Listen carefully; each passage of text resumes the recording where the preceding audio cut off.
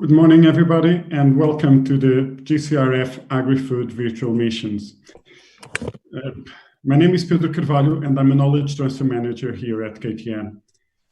This morning, we have 4 great speakers that I'm sure you will very much enjoy and appreciate the content that they kindly prepared for us. But before we start, let me run through a few points that I want to bring to your attention. These presentations are being broadcasted via YouTube and Facebook as you've been watching them, and they will be made available shortly after the meeting.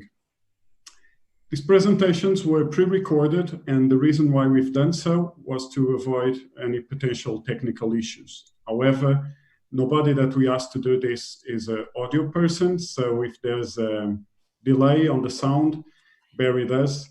We are all doing this from home due to the current COVID situation. You can interact with us, and we encourage you to do so by using the chat function on Facebook and YouTube. You ask those questions and comments, and then we'll ask those questions and comments at the end during the live Q&A session. If you want to tweet about us, you can do so using the hashtag AgriFood Africa, and then other people will know about the program. We also encourage you to contact and network with each other, and you can do that by using the Meeting Mojo platform. So the link is on the slide, and we'll drop also that link on the YouTube and Facebook chat box. And tomorrow morning at 10 a.m., there will be a formal networking event using the Meeting Mojo platform. Also tomorrow at 11 a.m., we'll have a final panel Q&A session that we would love you to attend so we can have some nice constructive discussions. So let me introduce you to our speakers for today. First, we'll have Ernest Taif, Senior Lecturer at the University of Cape Coast, Ghana. Then Rob Ogden, Head of Conservation Genetics at the Roslin Institute. Followed by Harry Wilder, Head of Supplier Development and Agronomy at Bar Foods. And last but not least, Edwin Zukujo, Executive Director from SOCIALFARM. So without further ado, let's play the presentations and see you shortly during the live Q&A section at the end. Thank you. Hello everyone, I am Tai Ernest, and on behalf of the group, I present the academic landscape in Ghana.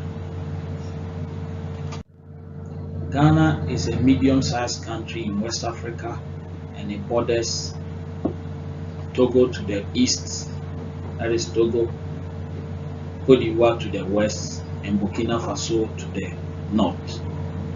And Ghana is known as the gateway to Africa because of the comparatively stable environment we have enjoyed since independence. And Ghana has about 50 indigenous languages.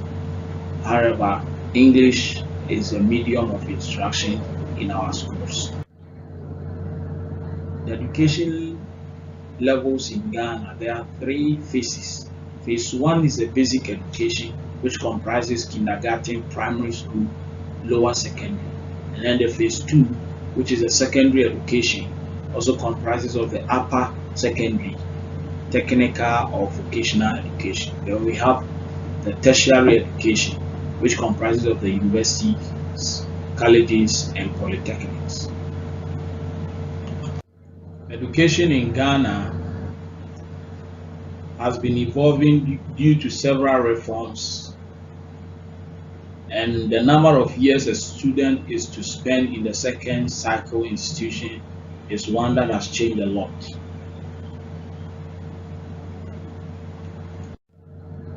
The education sector in Ghana is controlled by the government.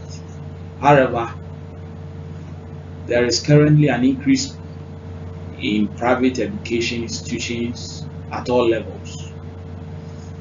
With a combination of youth literacy rate, for instance, it jumped from 71% in 2000 to 86% in 2010.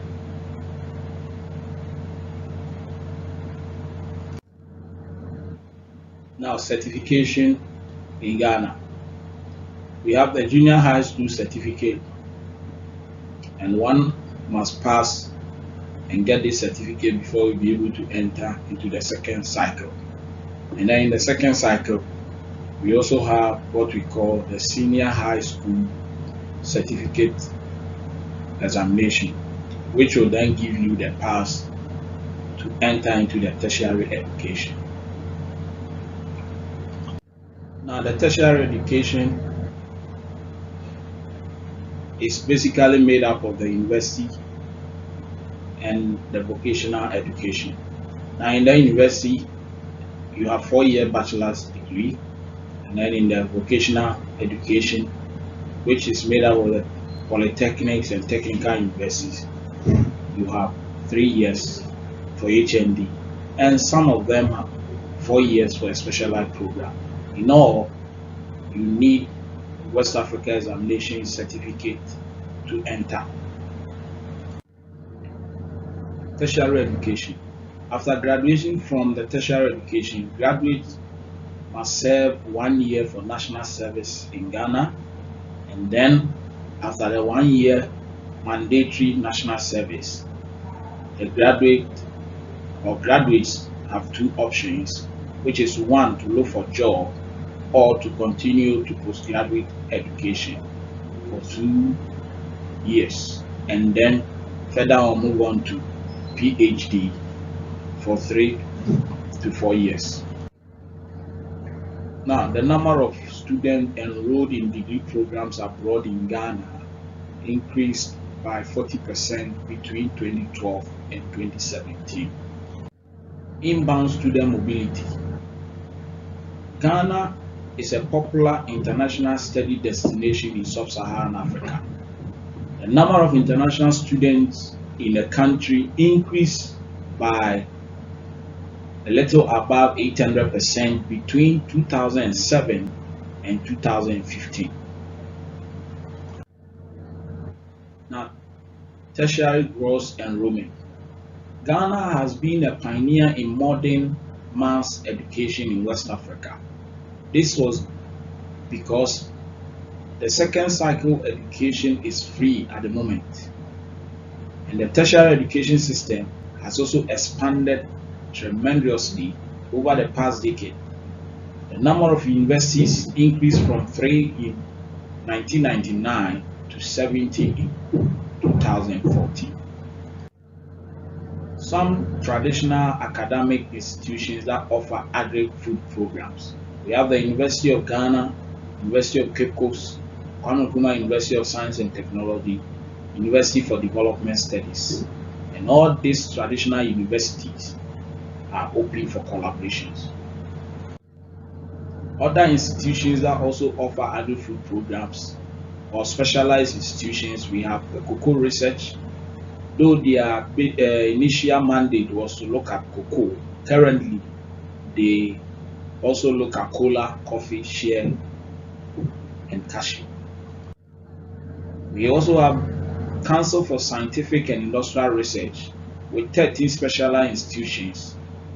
4 focuses on agri-food sector, that is food research, animal research, crop research, and then soil science research. They also have thematic areas of research. We have food security and poverty reduction, we have climate change, material science, energy and petroleum, biomedical and public health, and electronic and ICT.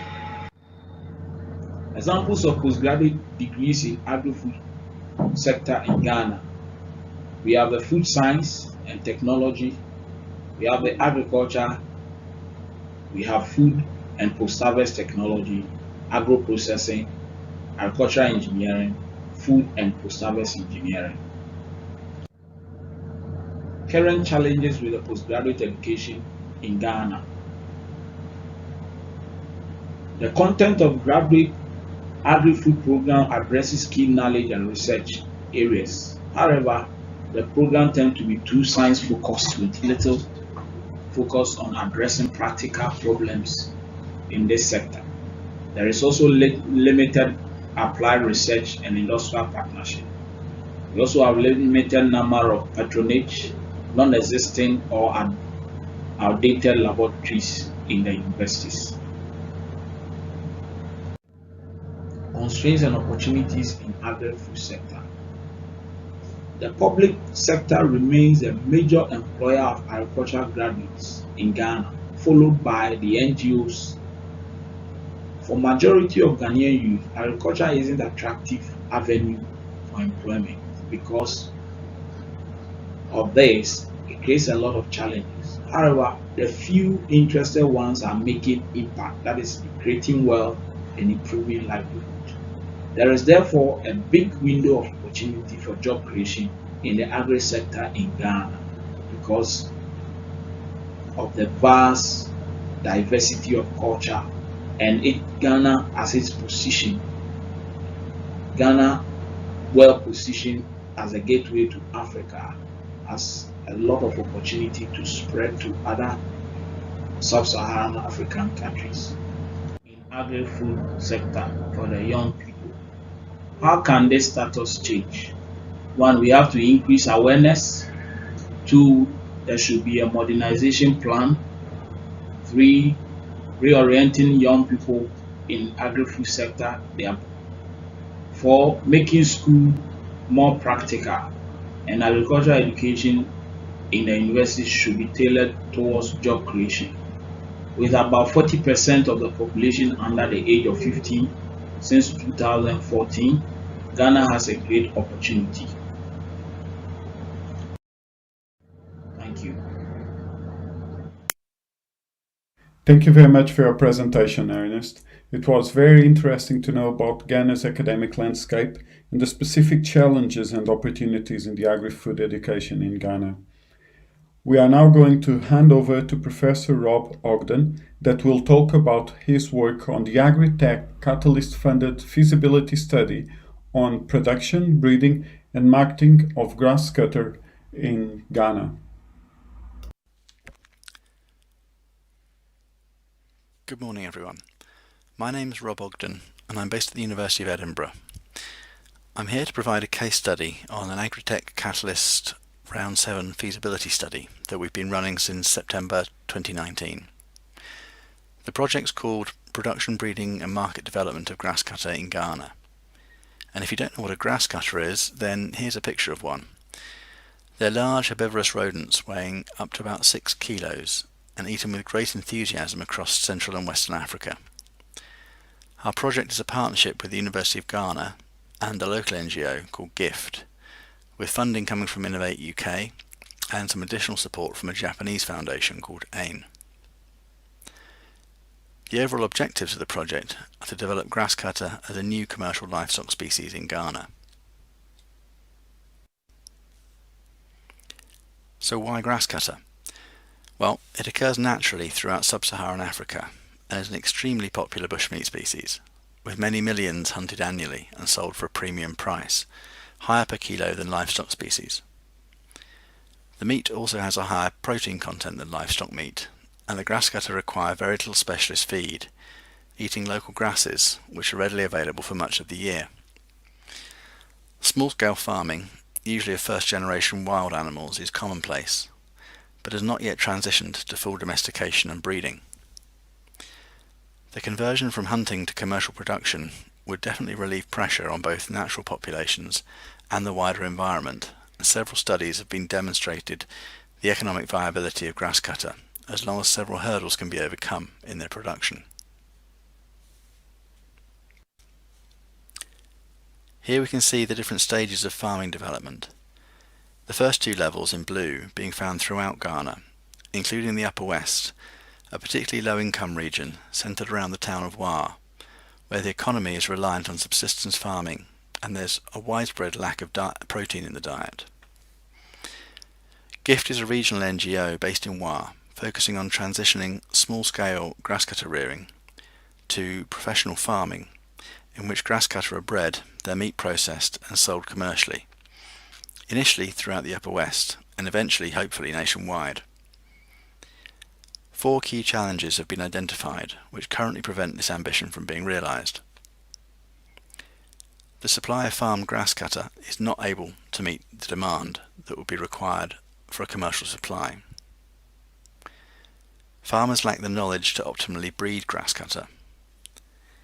Farmer enterprises lack business skills to develop production, and there is currently insufficient investment and coordination to scale up supply throughout the supply chain.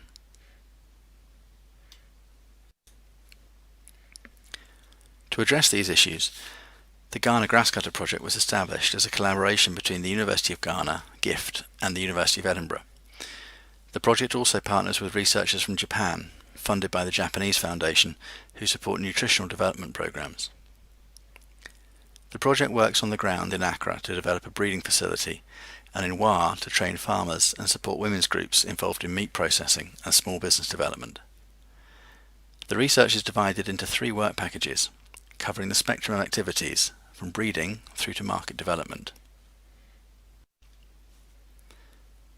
The aim of Work Package 1 is to transform the existing facility at the University of Ghana's agricultural farm and create a modern selective breeding facility capable of breeding several hundred grass cutter for supply to farmers and to achieve gradual domestication, targeting selection on docility, litter size and growth rate.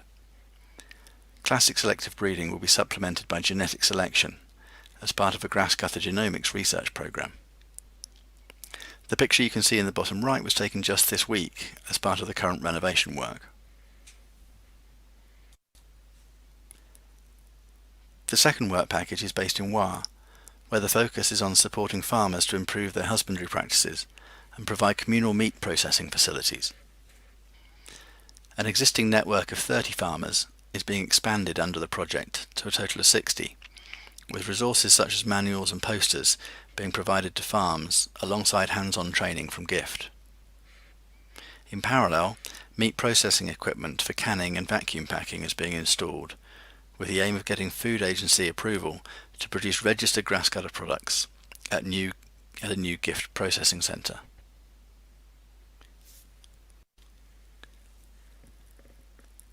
Lastly, in Work Package 3, business development training is being provided alongside a series of market research surveys to help support commercialisation.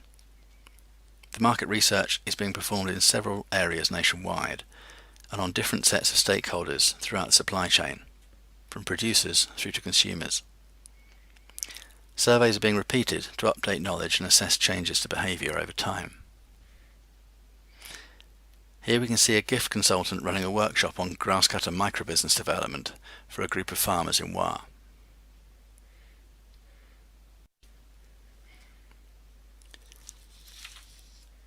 As you can see, it's a fairly multifaceted project, which requires a high level of project management. The Ghana project team, including University of Edinburgh staff, meet weekly for an hour to manage progress across all 3 work packages.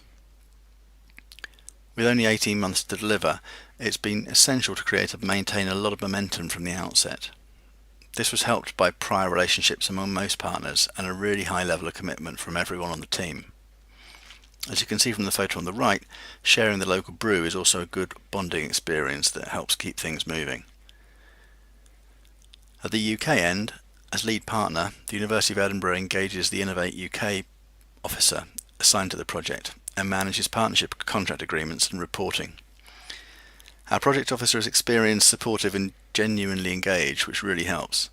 She joined us in Ghana in December, as you can see from the photo down the bottom left. We're now approaching the halfway point of the project, with most activities on track so far. COVID-19 has caused a few hiccups, but hopefully no major delays. So I hope you found this useful. At the very least, you may now have an appetite for grass cutter. I'm happy to answer any questions. Thanks very much. Thank you very much for your wonderful presentation, Rob. It was great to know about the grass cutter and how the project is tackling the challenge of making the grass cutter a new commercial livestock species. We are now going to hear Harry Wilder talking about Barfoot's experience in farming in Senegal. Over to you, Harry. Good morning. My name is Harry Wilder and I'm Head of Agronomy for Barfoot. I'm going to talk about our experiences of farming in Senegal, some of the challenges we've encountered as we've developed our own operation and how certain innovations have helped us overcome these. So, a bit of an introduction to who Barfoot's are. We're a vertically integrated fresh produce farming and marketing company in the UK, with farming assets also in Spain, Senegal and Peru. Innovation and sustainability are at the core of our successes, and our farm in Senegal is very much central to these values. This is who we supply our produce to, pretty much the whole UK retail scene and much of the food service sector, plus a growing European export business as well.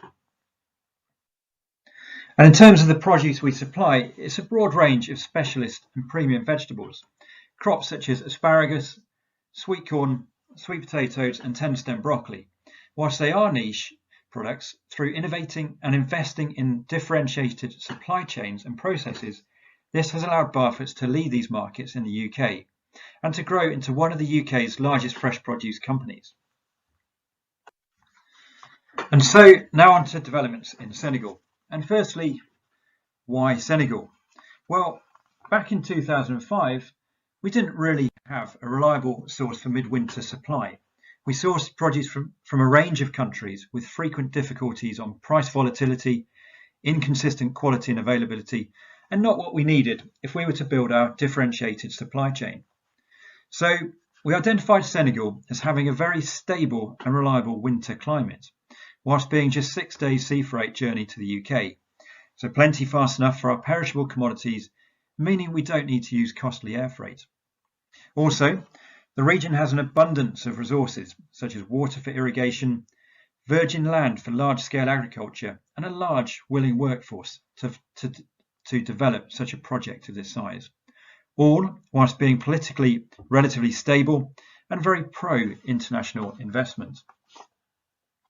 So, we partnered with a French expat to form a company called SCL, and anyone who has worked in a French-Anglo partnership before will know that this in itself is perhaps the first challenge to overcome.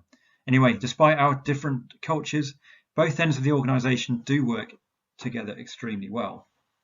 Our founding partner had already been working in the region for 20 years, so knew the local cultures and landscapes well. And I have to say that his personal approach and values are a large reason for our achievements. In order to succeed at doing business in this region, it's so important to take the local people and communities on the journey and make them a part of the business, and he has done this very well. So in year one, we set out to farm just 30 hectares on a rented field, with the office being an old caravan that had survived the journey down from Europe. And since that day, the farming operation has grown to become one of the largest private employers in Senegal, growing over 2,500 hectares of vegetable crops and turning over 20 million annually. And perhaps, whilst I'm here to talk about innovations on our farm, actually perhaps the greatest innovation of them all is the farm itself, since it addresses so many of the issues that our industry has to deal with, such as water sustainability, lack of land and crop rotations, traceability issues and carbon footprints, since all produce is shipped to the UK by sea instead of air. And hence the farm has become the backbone to our winter sourcing of much of our speciality vegetable needs. So in terms of the challenges, well, certainly the first one has to be the people side of things. Employing over 2,500 people, there's no doubt that this presents one of our greatest challenges, but also our greatest opportunity. Challenges lie in staff health and nutrition, and also that of their families too. Working through our network of community nurses to increase awareness of basic hygiene and health matters, and in the village medical centres we've built, we've been able to reduce the incidence of illness and disease of our staff. Installing fresh, potable water supplies and sanitation into the surrounding communities has made a huge difference too. We'll certainly reap the benefits in a much fitter and healthier workforce. We've also taken a long-term view that if we invest in primary schools in the area, we will eventually benefit through having a more educated workforce. These photos of one of the primary schools we built and the gardening classes were taken 8 years ago. Many of the children who benefited then now work on the farm. Setting up in a region that previously had had very little employment meant that the majority of the workforce simply hadn't worked before, let alone understood many of the work disciplines and ethics that we take for granted. So we've had to develop this workforce ourselves, running intensive on-farm training and upskilling programs for all, from basic food hygiene and handling and tractor driving through to managing personal finances. We know that nobody else will provide the breadth of training required, so much of this is organised in-house.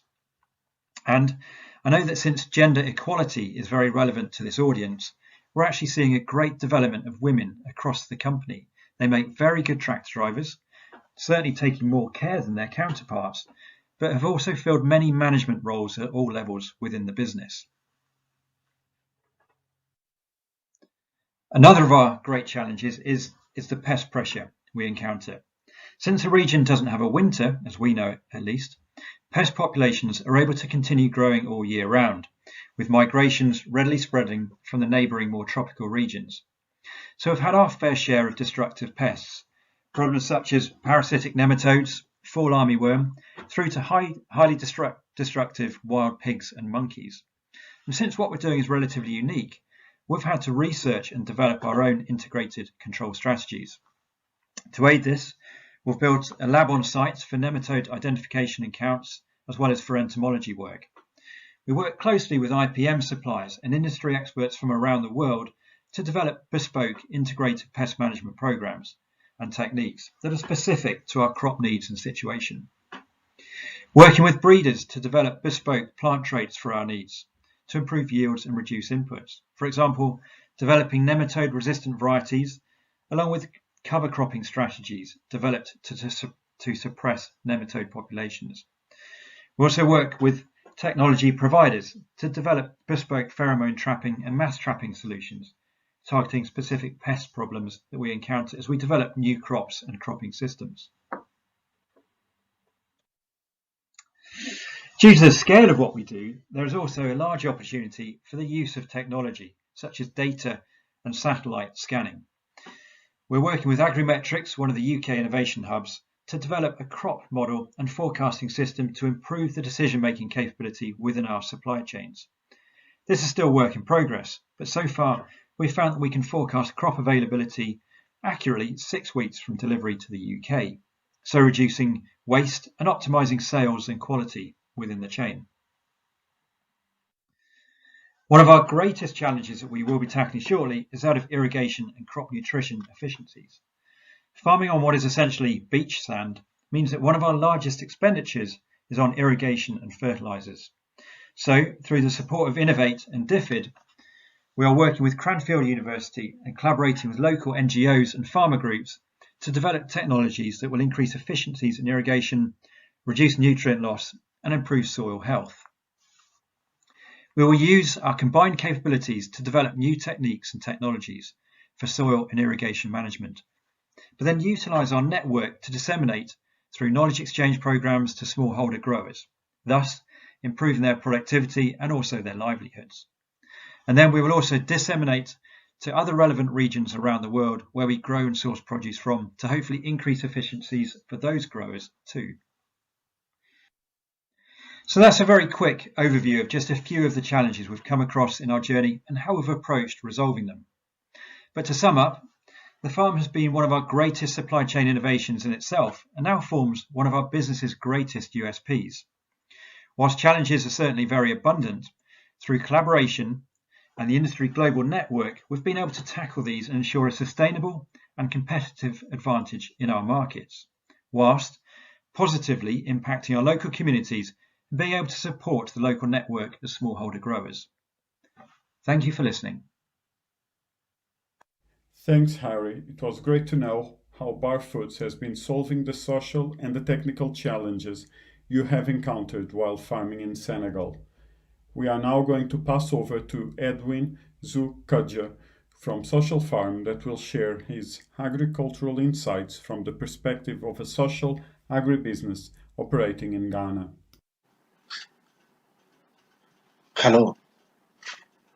Good morning to you all across the world, in Ghana and in UK and the whole of West Africa. I wish you all the best of this program, and I think it's worthwhile we take this opportunity to build relationships and partnerships.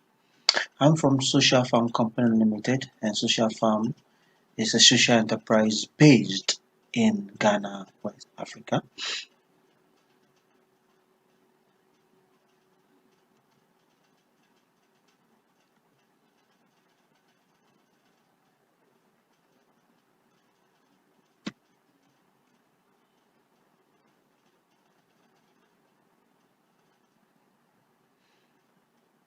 Ghana is a country located in West Africa and has a population of 30 million citizens, out of which we have 5 million smallholder households.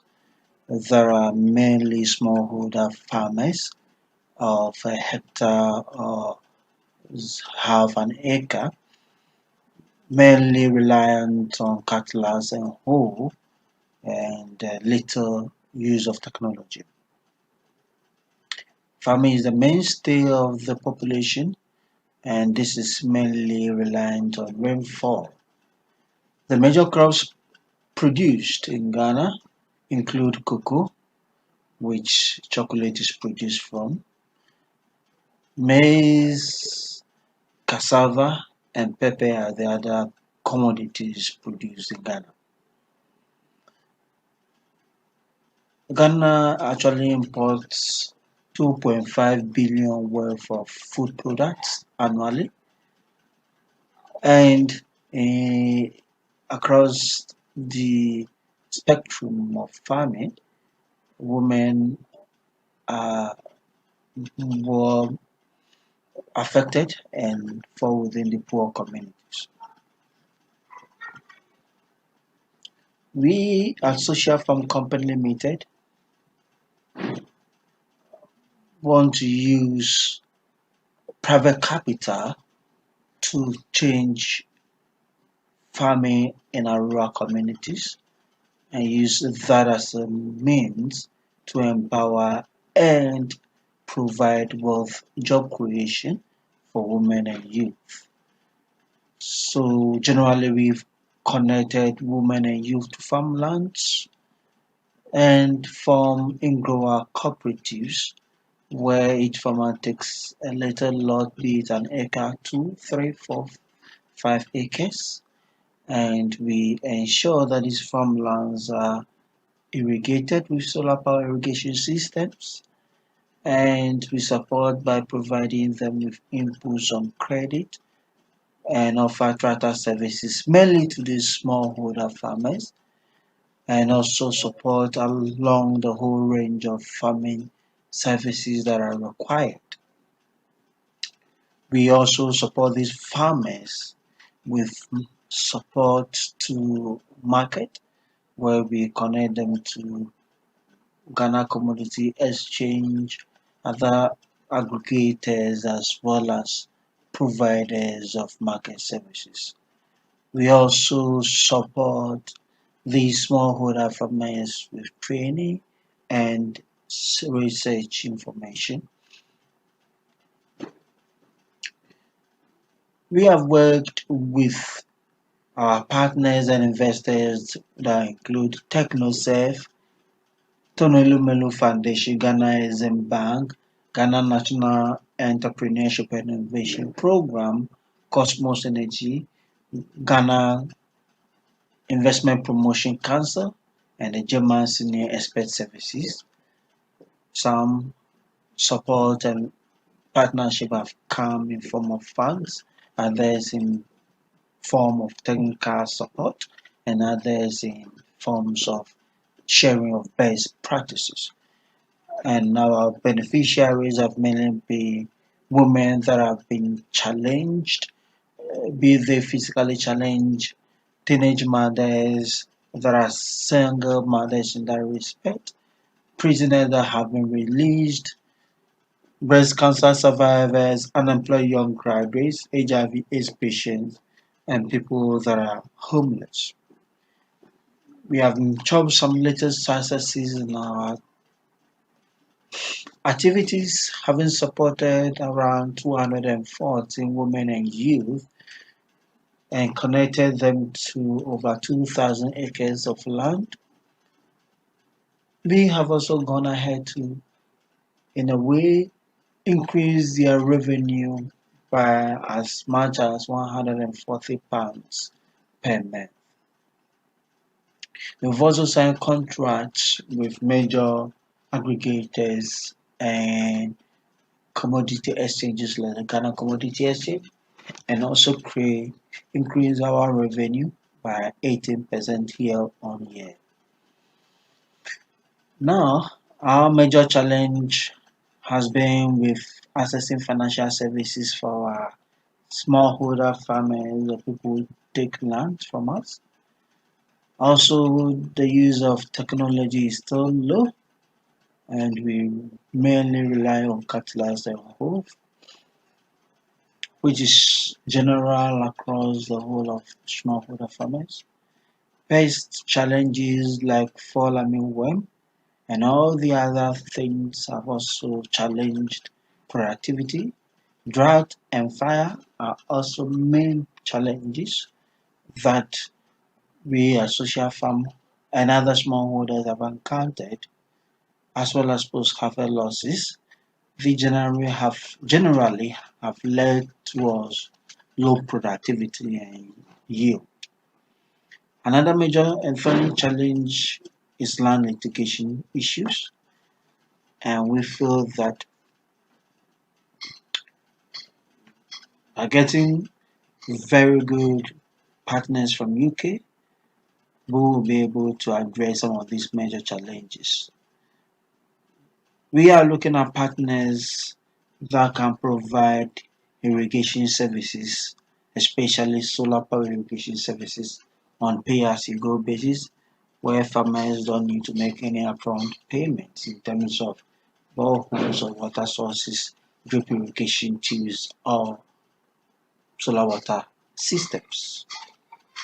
We are also looking at partners that can also equally provide tractor services, be it pay-as-you-go or Uberage systems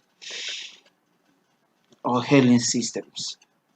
We are also looking at those that can provide financial inclusive services like inputs on credit, tractor services on credit, insurance against drought and pest, what have you. One of the major challenges that we have noticed is the low yield is because of the nature of seeds that are used. So we are looking at people who can partner with us and breed drought resistant seeds or crops in this regard. Technology partners that can provide planters, harvesters, sprayers, drones, what have you, are much welcomed. It's a young team of 12, and our leadership is my humble self, Courage Selassie Sule, and we take our advices from people who have been well trained in the system, especially Mr. Adame of Agricare and Kwabena Martin of AgriFood, as well as other partners like TechnoXF, Invest Africa, GIPC, AGI, Ghana Community Exchange. Thank you for your time, and we hope to work hand in hand together in transforming and bringing innovation to Ghana's agricultural system. Thank you. Hi again. I would like to thank our speakers for some very informative presentations. Let me remind you how this will work. So you can ask questions via the chat function on YouTube and Facebook. I've seen that many of you already dropped some questions. So let me ask our first speaker a question. So from Adek Benga for Ernest, what are the industry links with the various levels of education in Ghana? Okay, thank you so much for this brilliant question. Currently, that is what we're trying to fix. The industrial linkages in Ghana's education is very scanty, and it's not formalized like other developed countries. So first and foremost, the little that we have is student attachment. Students go on attachment at various levels. And then there are individual linkages, research institution with a company, but there is no formalized linkage at most of the levels. For instance, in the PhD levels, most of the graduates or researchers come from the industry to do their PhD, but there is no linkage like we have this challenge, therefore help us solve, except some individuals that happens to form a direct link to the industry. So in that instance, the connection is very weak. Let me put it that way. And that is why in my presentation, I said we are not producing problem solvers in the industry because it is not a strong one. So currently, a lot of stakeholders are trying to push government to make it mandatory so that these linkages will be there.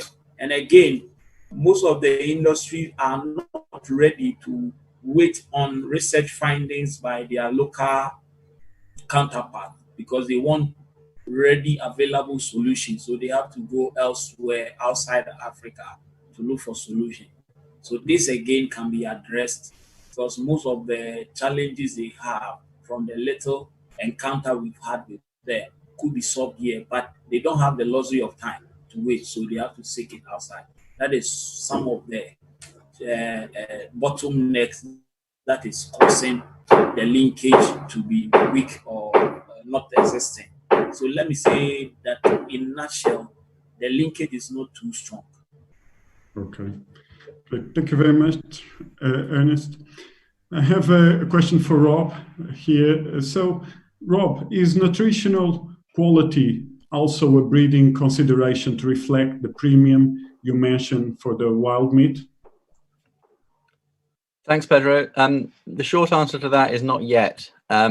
So some of the priorities in terms of looking at selection are focused on domestication of the animals, looking at litter size, and looking particularly at trying to reduce aggression in the males so that we can keep them in larger numbers.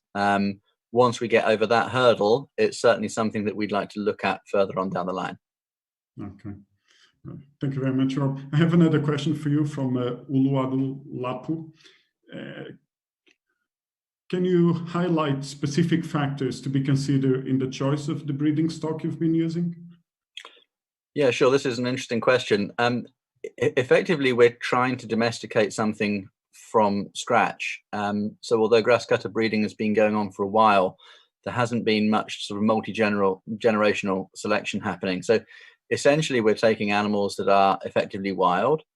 And so in terms of selection of the brood stock, we're trying to make sure that those are as diverse as possible. So in the first instance, they're selected from around different parts of Ghana. The other thing, to be honest, is simply a question of availability. So we're not in a position to be able to select brood stock right now based on known traits. We're having to bring them into captivity, look at them, evaluate them, and then start that selective breeding process from a very fundamental stage, really. It's quite an interesting work you are doing there, and I guess quite challenged, to bring something to make it commercial, a new livestock species. So very interesting. I have a question now for Harry, please. So, do you think your innovative approaches and technologies have spilled over to the agri-food landscape locally outside of your farming operation? So if other farmers are, doing the same as you guys, I think. Yeah, I think the short answer is currently probably not yet. I think what we're doing is it's relatively unique in terms of the crops we're growing. The systems we grow with, they're very different to what the very local growers are operating with. And actually what we have found is the region we're in is actually there are very few kind of even smallholder growers close to where we are. So kind of that opportunity for technology to transfer has been very limited. We do have good relationships with local sort of farmers, not necessarily vegetable growers, in terms of supplying, for example, our crop residues. If you can picture a crop of sweet corn, effectively a maize plant, produces a lot of crop residue. So we do supply that. We often harvest that residue and supply that as kind of silage matter or cattle feed, particularly during the dry season, which is appreciated by the local growers. Having said all of that, going forwards, I mentioned the Agritech Round 9 project. We're just starting. We're just about to kick off in November with Cranfield University. So that really is about more formally seeing how we can develop technologies that can then be transferred across to smallholder growers. So we are formally working with a couple of small grower networks, not necessarily right next door to us, but further afield within Senegal still, and working with NGOs to create those links as well, whereby we'll be developing irrigation and nutritional systems technologies that can then benefit those smallholder growers. So certainly up until now, not really, but going forward, then definitely, and that's the plan, and that's about to happen. Cool. I have another question for you from Philip Gaffney. As part of the agronomic plan, have you looked at the effectiveness of complex biostimulants to increase yields and plant health? So basically, you've ever been using biostimulants in your... Yes, we do. We use them on all of our farms across the UK, Senegal and overseas elsewhere as well. And one challenge we have is it's a very broad, diverse market. It's not fully regulated, so we have to be very selective about the biostimulants we do use. So short answer, yes, we do use them. We tend to stick with what we know is proven science. It's got a good reputation. It's too big a market for us to test everything, so we like to work with what we know and have seen elsewhere as working well, but very open to those sorts of conversations. Okay, cool, thanks. Just one more question. You talked about crop protection and pest management, and that you had to create your own lab. Have you been able to acquire a local workforce to do that work, or you have to bring from outside? Yeah, a bit of both. There is a local university, Gastonberg University in Saint Louis, Senegal, so we have a very good relationship with them, and we're able to take, we take students on sort of placement years or postgrads who are looking to develop their careers. So, and then also in-house training. If we've got local people who are skilled, educated enough, we can then sort of train them particularly in the laboratory techniques and bring them on. So. Where we can, we try to develop local talent. We do then also bring, where we can't get them locally, we then bring them over from Dakar or elsewhere within Senegal. Then also internationally as well. So we bring, bring in the skills where we have to. So a bit of everything. Yeah. Yes, very interesting. All that social aspect of them bringing local workforce even to that more specialized area of your business. Yes, yeah. I have a question for Edwin now. Edwin, from Jane, you say that access to financial services is a major hurdle for progress. What specifically would make a difference for you? Yes, so a lot of technology transfer in Africa towards the smallholder farmers does not take into consideration the various challenges in terms of access or acquisition or adoption of these technology services. Many of them are beyond the financial capacity or capability of smallholder farmers and these womenholder farmers. So there's the need for that kind of financial or business models that will allow for even the poor to be able to buy and access those kind of services. So UK being a platform or a place for financial engineering or financial technology development, fintech, what have you, I think in Ghana we've seen a lot of these financial models that have allowed even poor people to access tractor services or even pay as you go solar powered irrigation systems. So these are models that we are looking at in terms of UK bringing on board to Africa, or even partnering with young, smart Africans to develop, be it in crop insurance models, input on credit, what have you. So there are lots of solutions around that we can explore. Thank you. What is the major technical challenges your farmers have? Is on irrigation or harvesting? What would you say is the major bottleneck for farming in the region? Yes, so as I indicated, is the whole value chain approach. So some of them may have challenges with irrigation system. Some of them will have challenges with even simple things like planters. Some of them will have challenges with simple things like harvesters. So it's the adoption of this whole value chain approach and developing solutions that would therefore meet them at their need point. Okay, thank you very much. I have a question for Ernest now. Ernest, you showed an increased level of international student recruitment in Ghana. Where are they coming from? Is there a particular region that sends many students to you, or is it a broad base of countries? Thank you for this question again. Particularly, most of the students come from West Africa, with Nigeria leading in the chart.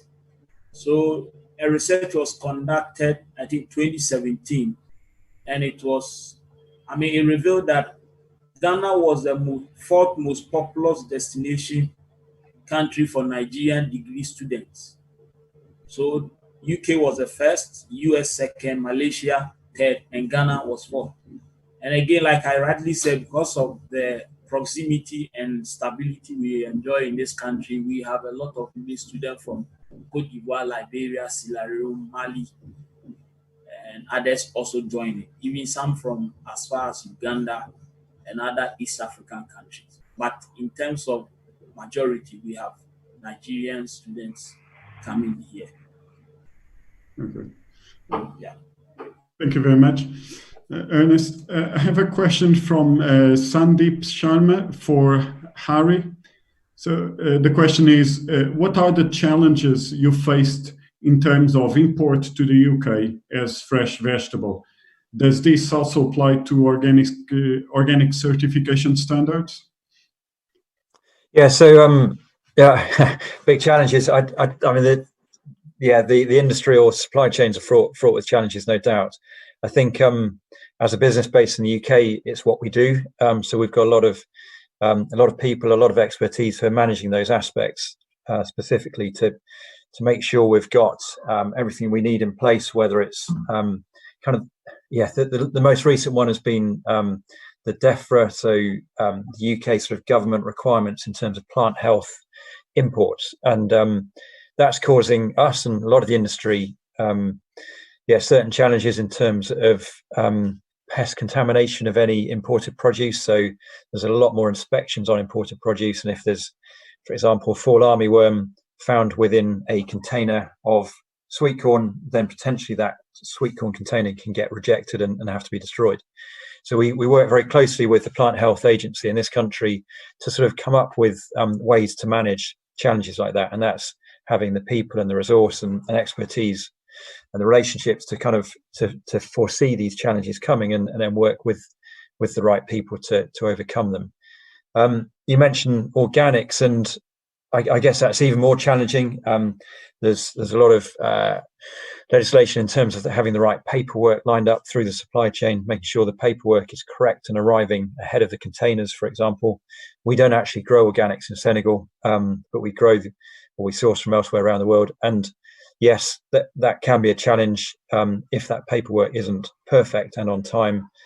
Then you can get held up on entry to the UK. So if the question was really about imports into the UK, I hope that answers it.